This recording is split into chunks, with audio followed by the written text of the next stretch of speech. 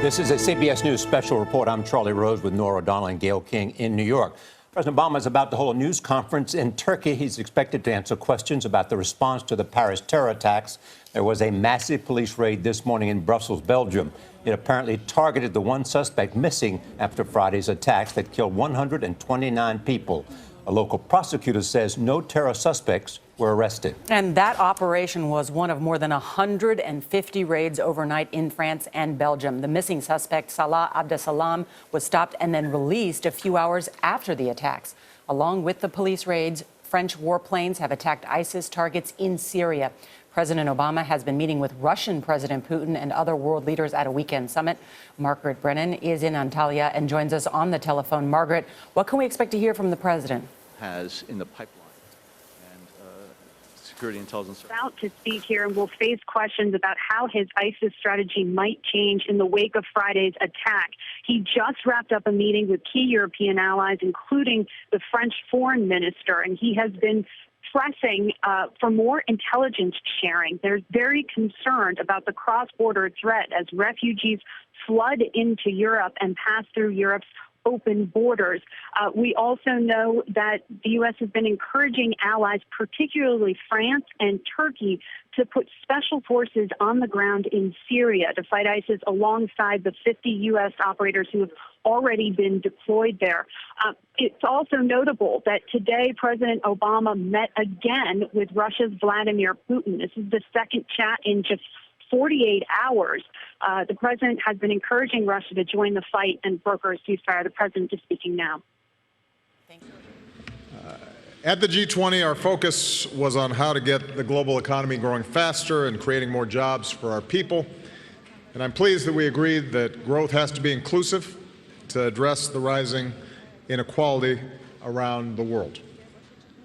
Given growing cyber threats, we committed to a set of norms drafted by the United States for how governments should conduct themselves in cyberspace, including a commitment not to engage in the cyber theft of intellectual property for commercial gain. And as we head into global climate talks, all G20 countries have submitted our targets, and we've pledged to work together for a successful outcome in Paris. Of course, much of our attention has focused on the heinous attacks that took place in Paris. Across the world, in the United States, American flags are at half-staff in solidarity with our French allies. We're working closely with our French partners as they pursue their investigations and track down suspects. France is already a strong counterterrorism partner, and today we're announcing a new agreement. We're streamlining the process by which we share intelligence and operational military information with France. This will allow our personnel to pass threat information, including on ISIL, to our French partners even more quickly and more often, because we need to be doing everything we can to protect against more attacks and protect our citizens. Now, tragically, Paris is not alone. We've seen outrageous attacks by ISIL in Beirut, last month in Ankara, routinely in Iraq. Here at the G20, our nations have sent an unmistakable message that we are united against this threat. ISIL is the face of evil. Our goal, as I've said many times, is to degrade and ultimately destroy this barbaric terrorist organization. As I outlined this fall at the United Nations, we have a comprehensive strategy using all elements of our power: military, intelligence, economic, development, and the strength of our communities. We have always understood that this would be a long-term campaign. There will be setbacks and there will be successes.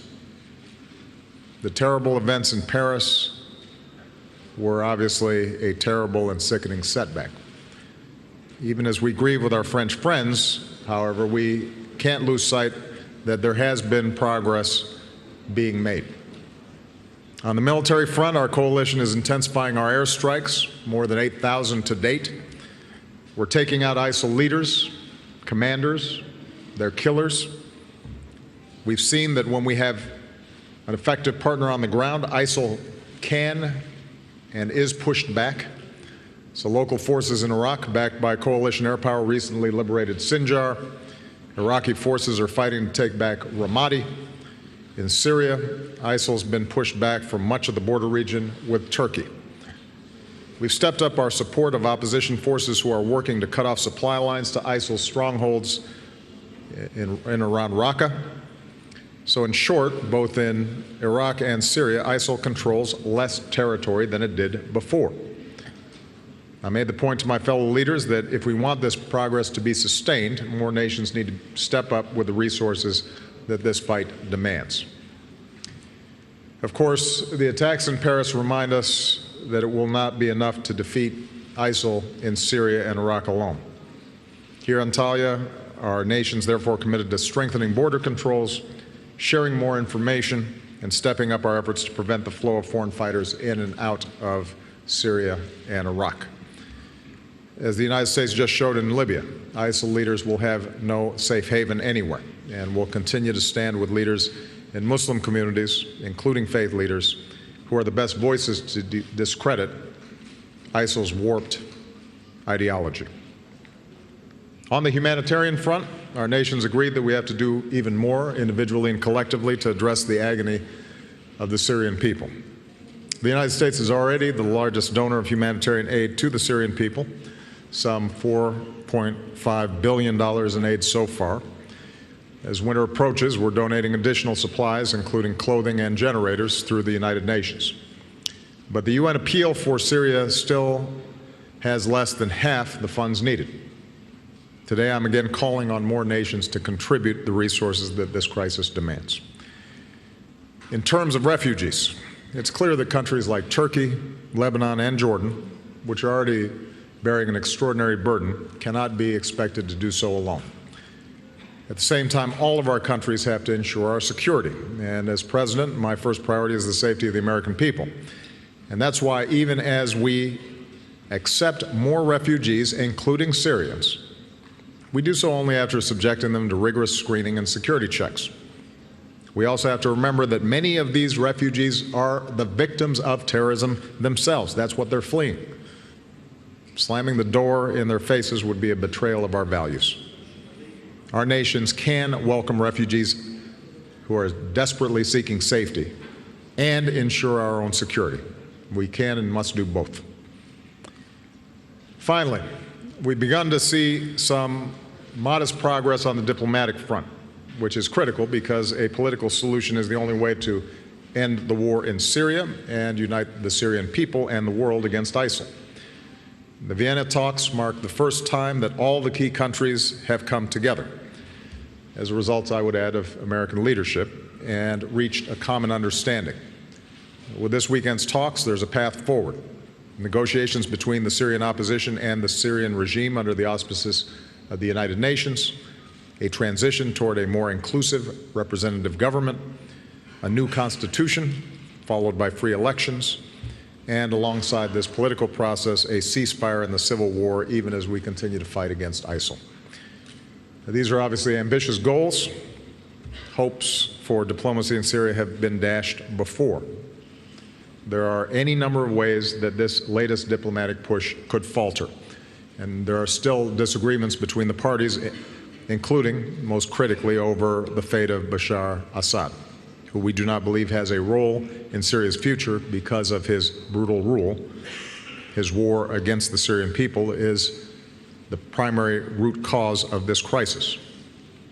What is different this time, and what gives us some degree of hope, is that, as I said, for the first time, all the major countries on all sides of the Syrian conflict agree on a process that is needed to end this war.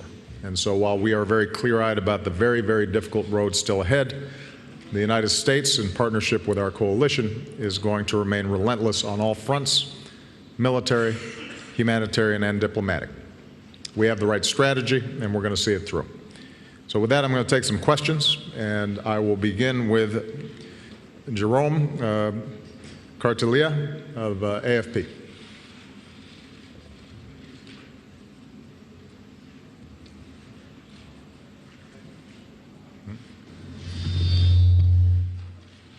Thank you, Mr. President.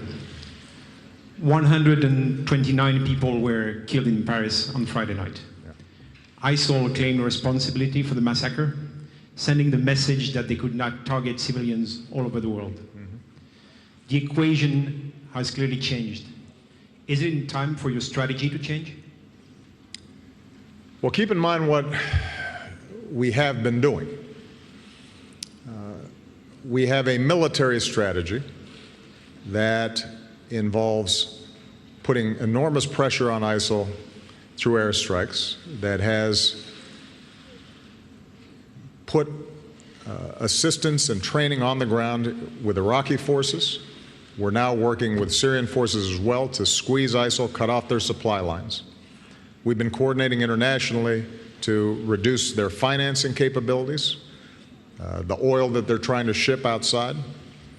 We are taking strikes against high-value targets, including most recently against the individual who was on the video executing civilians who had already been captured, as well as the head of ISIL in Libya, so it's not just in Iraq and Syria. And so on the military front, we are continuing to accelerate what we do. As we find additional partners on the ground that are effective, we work with them more closely. I've already authorized additional special forces on the ground who are going to be able to improve that coordination. On the counterterrorism front, keep in mind that since I came into office, we have been worried about these kinds of attacks. The vigilance that the United States government maintains and the cooperation that we're consistently expanding with our European and other partners in going after every single terrorist network is robust and constant. And every few weeks I meet with my entire national security team and we go over every single threat stream that is presented. And where we have relevant information, we share it immediately with our counterparts around the world, including our European partners. On aviation security, we have, over the last several years, been working so that at various airport sites, not just in the United States, but overseas, we are strengthening our mechanisms to screen and discover passengers who should not be boarding flights, and improving the manners in which we are screening luggage that is going on board. And on the diplomatic front, we've been consistently working to try to get all the parties together to recognize that there is a moderate opposition inside of Syria that can form the basis for a transition government, and to reach out not only to our friends, but also to the Russians and the Iranians who are on the other side of this equation, to explain to them that ultimately an organization like ISIL is the greatest danger to them as well as to us. So there will be an intensification of the strategy that we put forward, but the strategy that we are putting forward is the strategy that ultimately is going to work. But as I said from the start, it's going to take time. And what's been interesting is in the aftermath of Paris, as I listen to those who suggest something else needs to be done, typically the things they suggest need to be done are things we are already doing. The one exception is that there have been a few who suggested that we should put large numbers of U.S. troops on the ground. And keep in mind that we have the finest military in the world, and we have the finest military minds in the world. And I've been meeting with them intensively for years now, discussing these various options. And it is not just my view, but the view of my closest military and civilian advisors, that that would be a mistake. Not because our military could not march into Mosul or Raqqa or Ramadi and temporarily clear out ISIL. but because we would see a repetition of what we've seen before, which is if you do not have local populations that are committed to inclusive governance and who are pushing back against ideological extremes, that they resurface unless we're prepared to have a permanent occupation of these countries. And let's assume that we were to send 50,000 troops into Syria. What happens when there's a terrorist attack generated from Yemen? Do we then send more troops into there, or Libya, perhaps? Or if there's a terrorist network that's operating anywhere else in North Africa or in Southeast Asia. So a strategy has to be one that can be sustained. And the strategy that we're pursuing, which focuses on going after targets, limiting wherever possible the capabilities of ISIL on the ground, systematically going after their leadership, their infrastructure, strengthening strengthening Syrian and Iraqi forces and Kurdish forces that are prepared to fight them, cutting off their borders, and squeezing the space in which they can operate until ultimately we're able to defeat them. That's the strategy we're going to have to pursue. And we will continue to generate more partners for that strategy. And there are going to be some things that we try that don't work. There will be some strategies we try that do work. And when we find strategies that work, we will double down on those. Yeah. Margaret Brennan, CBS.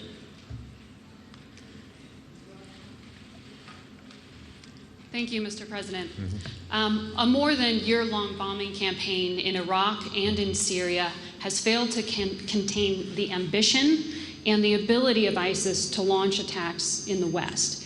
Have you underestimated their abilities, and will you widen the rules of engagement for U.S. forces to take more aggressive action?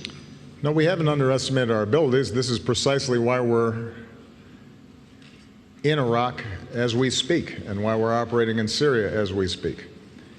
And it's precisely why we have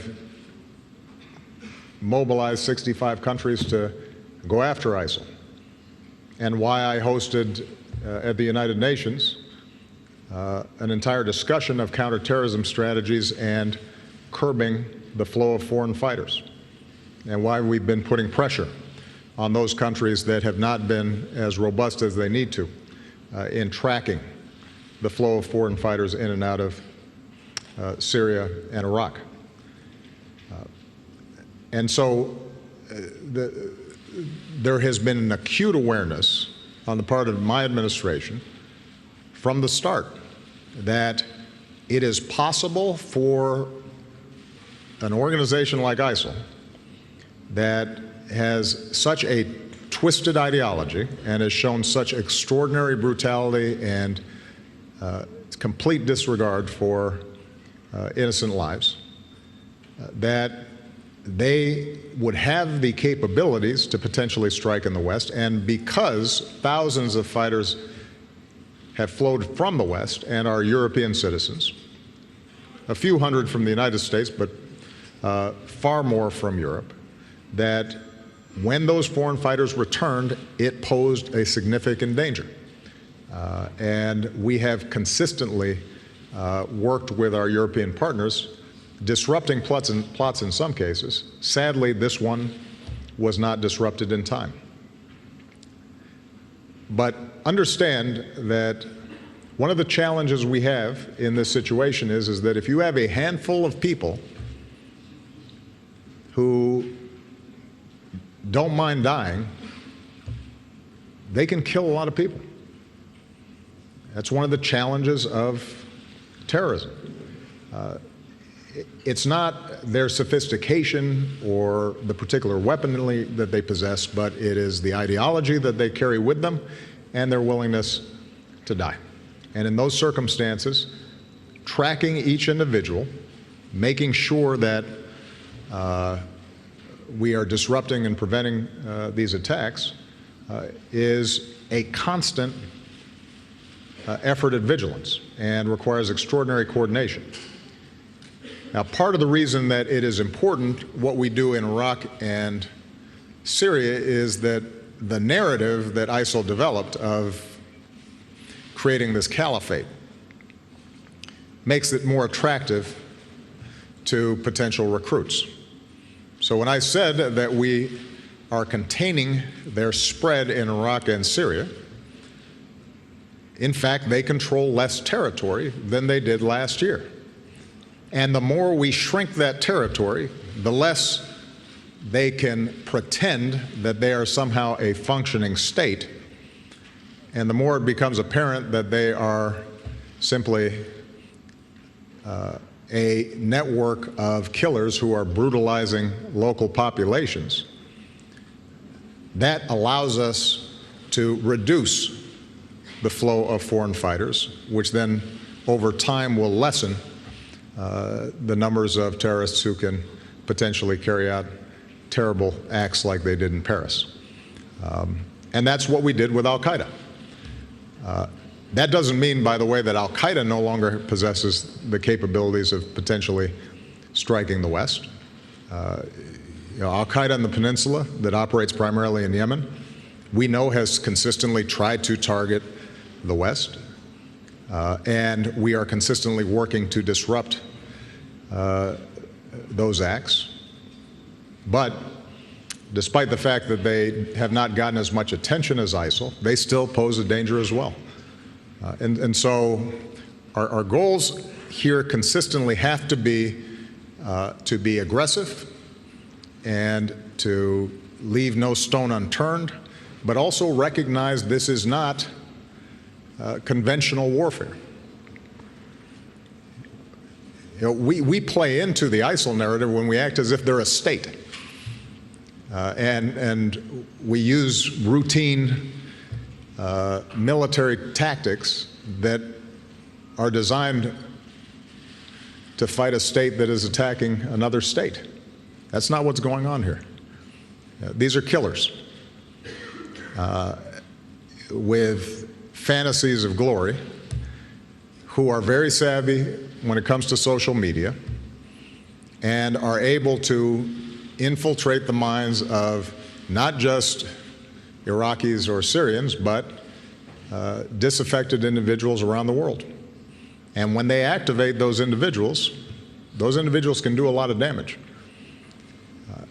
And so we have to take the approach of being rigorous on our counterterrorism efforts and consistently improve and figure out how we can get more information, how we can infiltrate these networks, how we can reduce their operational space, even as we also try to shrink the amount of territory that they control to defeat their narrative. Ultimately, to reclaim territory from them is going to require, however, an ending of the Syrian civil war, which is why the diplomatic efforts are so important.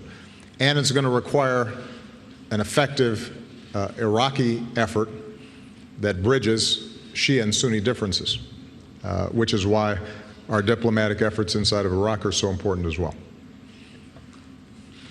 Jim Avila. Thank you, Mr. President. In the days and weeks before the Paris attacks, did you receive a warning in your daily intelligence briefing that an attack was imminent? If not, does that not call into question the current assessment that there is no immediate, specific, credible threat to the United States today? And secondly, if I could ask you to address your critics who say that your reluctance to enter another Middle East war and your preference of diplomacy over using the military makes the United States weaker and emboldens our enemies. Jim, every day we have threat streams coming through the intelligence transom. And as I said, every several weeks we sit down with all my national security, intelligence, and military teams to discuss various threat streams that may be generated. And the concerns about potential ISIL attacks in the West have been there for over a year now, and they come through periodically. There were no specific mentions of this particular attack that would give us a sense of something that we need, that we could provide French authorities, for example, or act on ourselves. But typically the way the intelligence works is there will be a threat stream that is from one source. How reliable is that source? Perhaps some signal intelligence gets picked up. It's evaluated. Some of it is extraordinarily vague and unspecific, and there's no clear timetable. Some of it may be more specific, and then folks chase down that thread to see what happens. I am not aware of anything that was specific in the sense that would have given a premonition about a particular action in Paris that would allow for law enforcement or military actions to disrupt it. With respect to the broader issue of my critics, to some degree I answered the question earlier. I think that when you listen to what they actually have to say, what they're proposing, most of the time when pressed, they describe things that we're already doing. Maybe they're not aware that we're already doing them. Some of them seem to think that if I were just more bellicose in expressing what we're doing, that would make a difference, because that seems to be the only thing that they're doing is talking as if they're tough. But I haven't seen particular strategies that they would suggest that would make a real difference. Now, there are a few exceptions, and as I said, the primary exception is those who would deploy U.S. troops on a large scale to retake territory, either in Iraq or now in Syria. And at least they have the honesty to go ahead and say that's what they would do. I just addressed why I think they're wrong. There have been some who are well-meaning, and I don't doubt their sincerity when it comes to the issue of the dire humanitarian situation in Syria, who, for example, call for a no-fly zone or a safe zone of some sort. And this is an example of the kind of issue where I will sit down with our top military and intelligence advisors, and we will painstakingly go through what does something like that look like.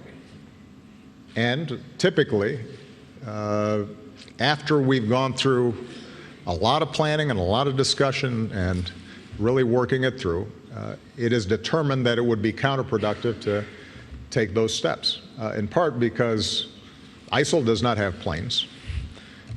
So the attacks are on the ground.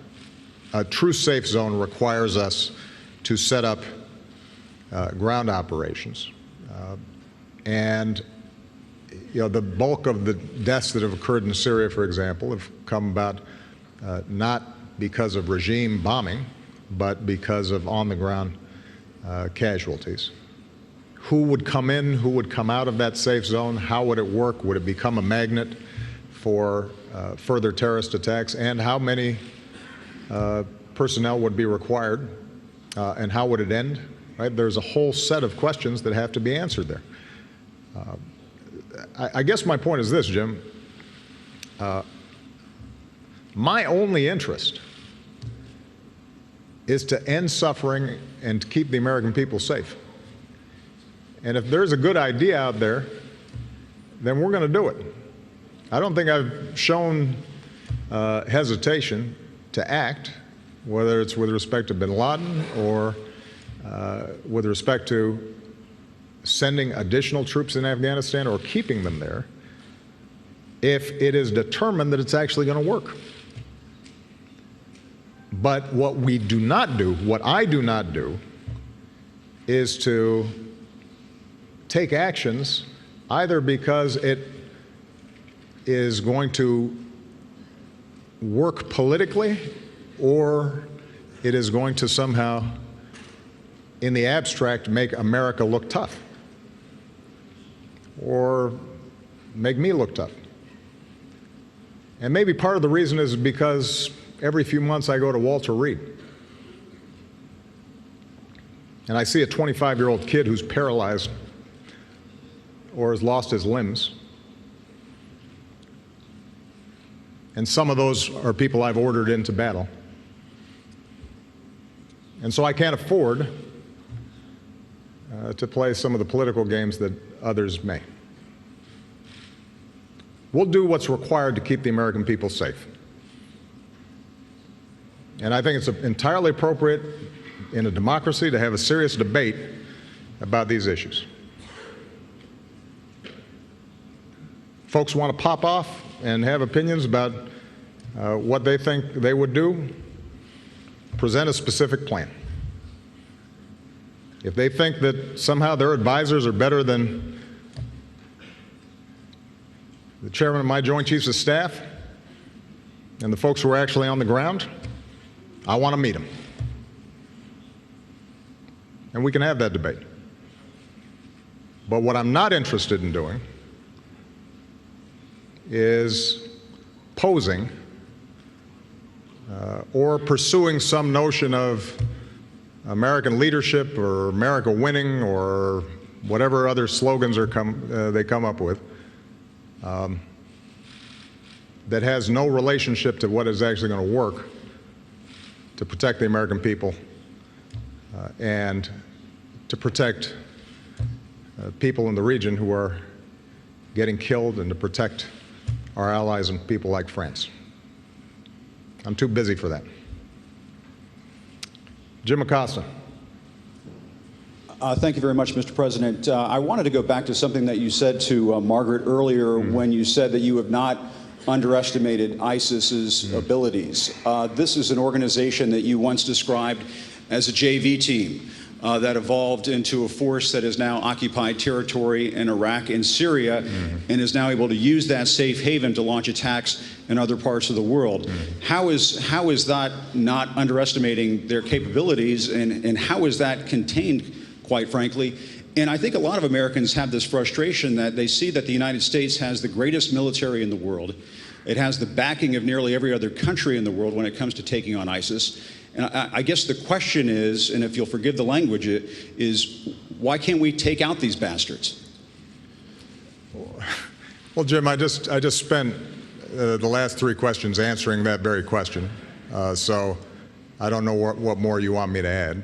I think I've described very specifically what our strategy is, and I've described very specifically why we do not pursue some of the other strategies that have been suggested.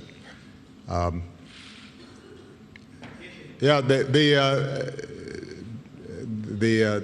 is not, as I said, a traditional military opponent.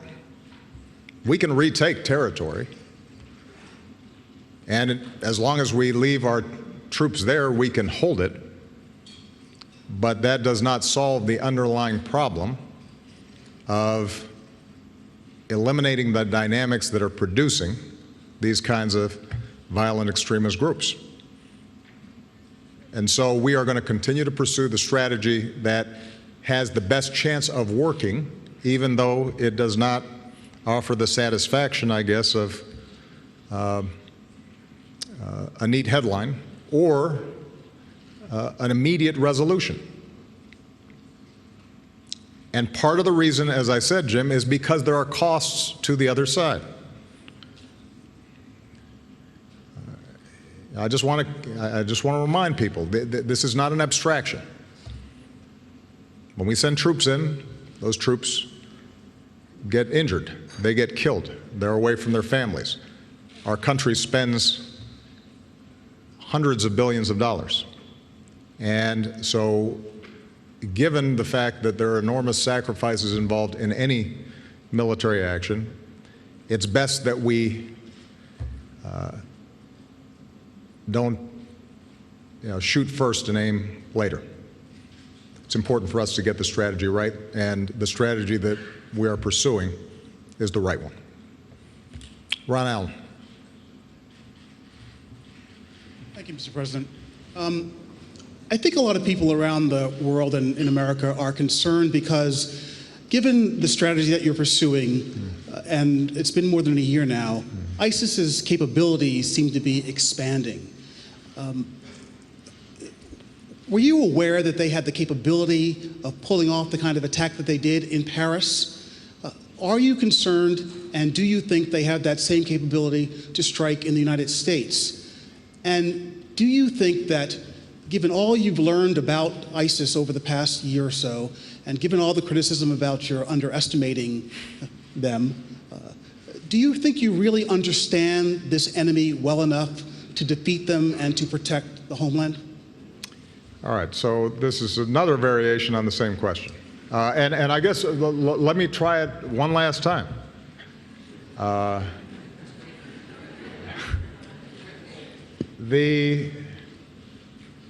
We have been fully aware of the potential capabilities of them carrying out a terrorist attack. That's precisely why we have been mounting a very aggressive strategy to go after them. As I said before,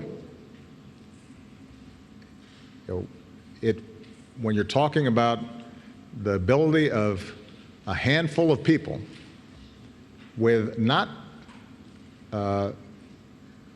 wildly sophisticated military equipment, weapons, who are willing to die, they can kill a lot of people, and preventing them from doing so is challenging for every country.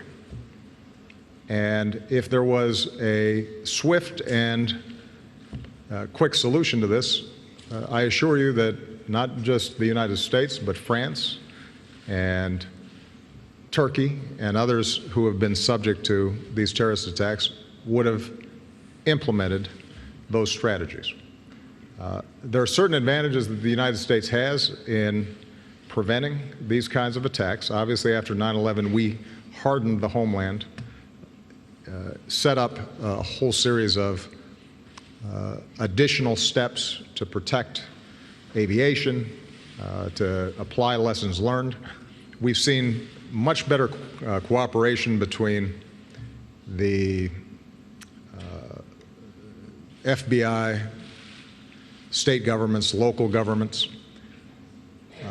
There is some advantages to geography with respect to the United States. But having said that, we've seen the possibility of terrorist attacks on our soil. There was the Boston Marathon bombers.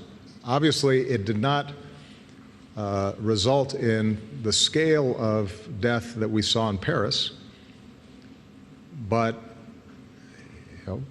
that was a serious attempt at killing a lot of people by two brothers and a crock pot. And it gives you some sense of, I think, the kinds of challenges that are going to be involved in this going forward.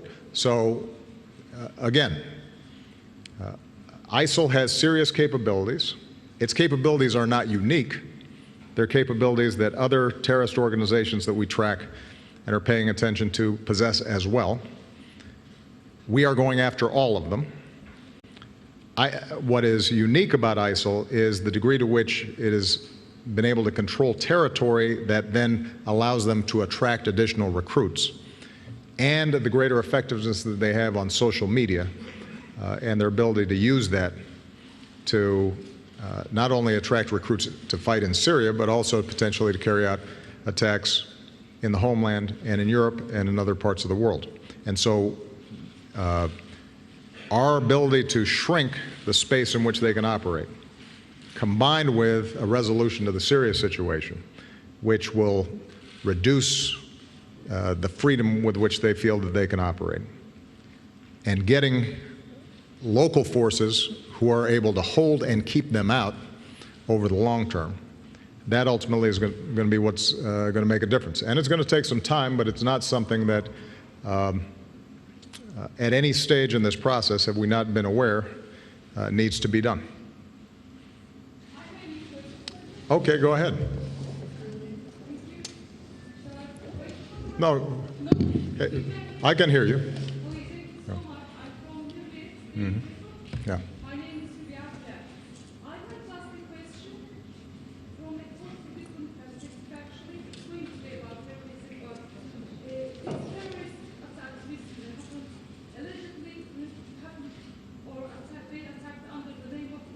But this really affects or upsets people like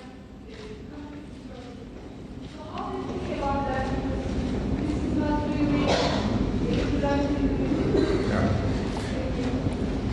Well, this is something that we spoke a lot about at the G20.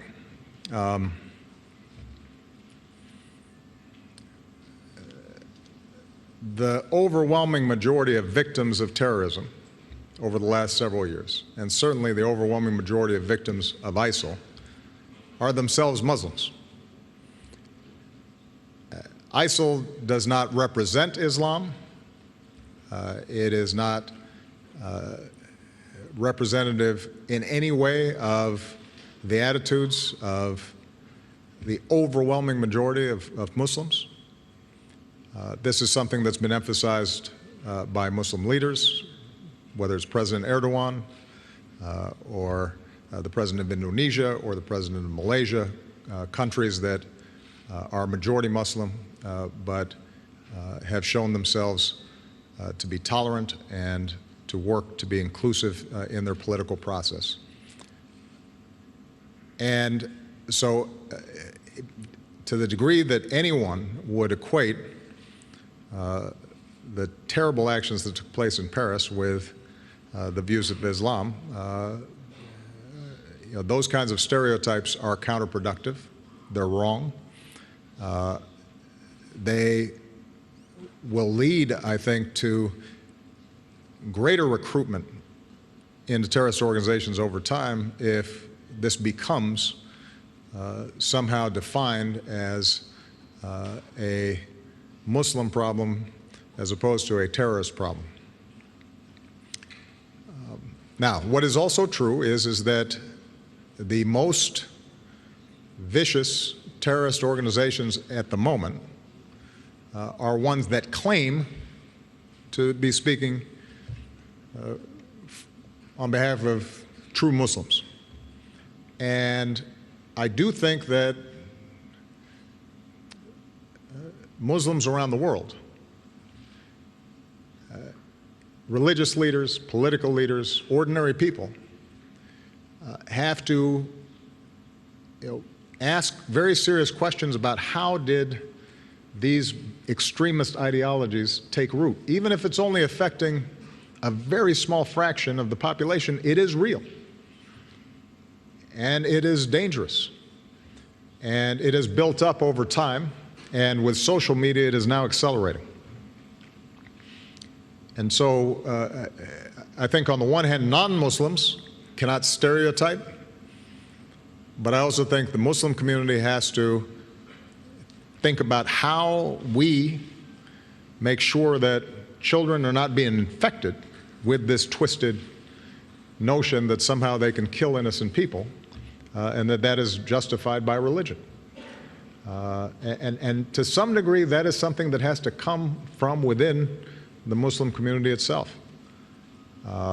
And I think there have been times where there has not been enough pushback against extremism. There's been pushback. There's some who say, well, we don't believe in violence, but are not as willing to challenge some of the extremist thoughts or rationales for why Muslims feel oppressed. And I think those ideas have to be challenged. Let me make one last point about this. And then, unfortunately, I have to take a flight to Manila. I'm looking forward to seeing Manila, but I hope I can come back to Turkey when I'm not so busy. One of the places that you're seeing this debate play itself out is on the refugee issue.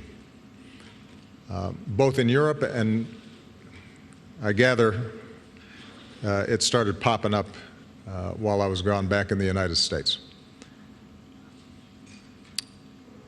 The people who are fleeing Syria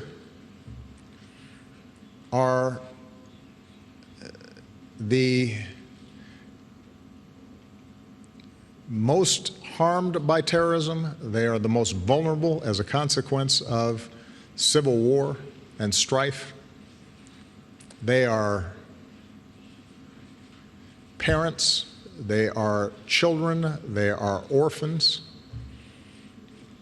And it is very important, and I was glad to see that this was affirmed again and again by the G-20, that we do not close our hearts to these victims of such violence and somehow start equating the issue of refugees with the issue of terrorism.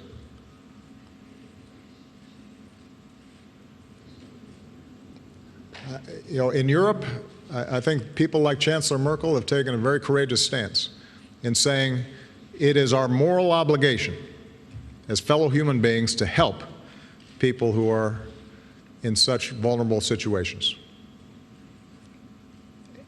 And I know that it is putting enormous strains on the resources of the people of Europe. Nobody's been carrying a bigger burden than the people here in Turkey, with 2.5 million refugees, and the people of Jordan and Lebanon, who are also admitting refugees. The fact that they've kept their borders open to these refugees is a signal of their belief in a common humanity. And so we have to, each of us, do our part. And the United States has to step up and do its part. And when I hear folks say that, well, maybe we should just admit the Christians but not the Muslims. When I hear political leaders suggesting that there would be a religious test for which person who's fleeing from a war-torn country is admitted, when some of those folks themselves come from families who benefited from protection when they were fleeing political persecution, that's shameful. That's not American. It's not who we are. We don't have religious tests to our compassion. When Pope Francis came to visit the United States and gave a speech before Congress, he didn't just speak about Christians who were being persecuted. He didn't call on Catholic parishes just to admit those who were of the same religious faith. He said, protect people who were vulnerable.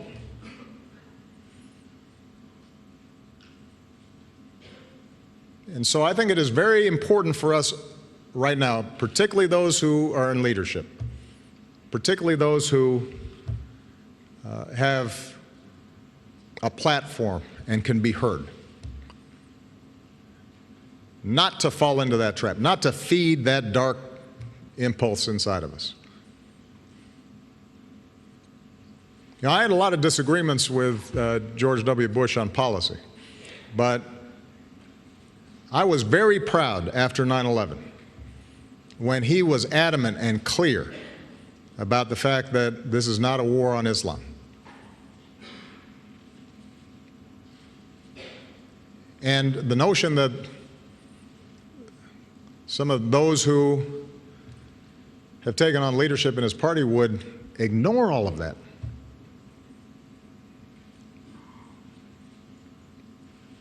That's not who we are.